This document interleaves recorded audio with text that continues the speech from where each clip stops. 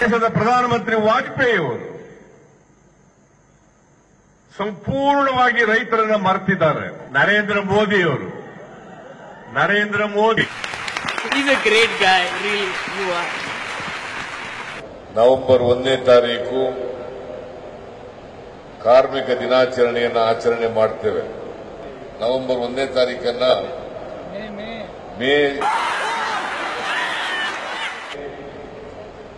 ದಿನಾಚರಣೆಯನ್ನಾಗಿ ನಾವು ಕಾರ್ಮಿಕ ದಿನಾಚರಣೆಯನ್ನಾಗಿ ಆಚರಣೆ ಮಾಡುತ್ತೇವೆ.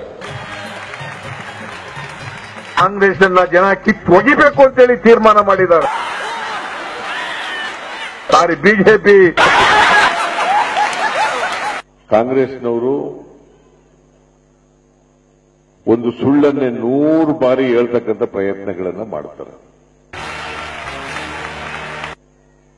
ಸುಳ್ಳು ಆರೋಪಗಳನ್ನು ಮಾಡೋದು, ಆ ಸುಳ್ಳು ಆರೋಪಗಳನ್ನೇ 100 ಸಾರಿ ಹೇಳೋದು,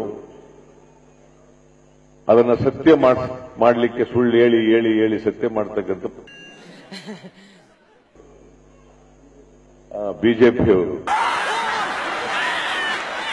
ದಿವಂಗತ ಮಾಜಿ ಪ್ರಧಾನಿ ಶ್ರೀಮತಿ ಸೋನಿಯಾ ಗಾಂಧಿ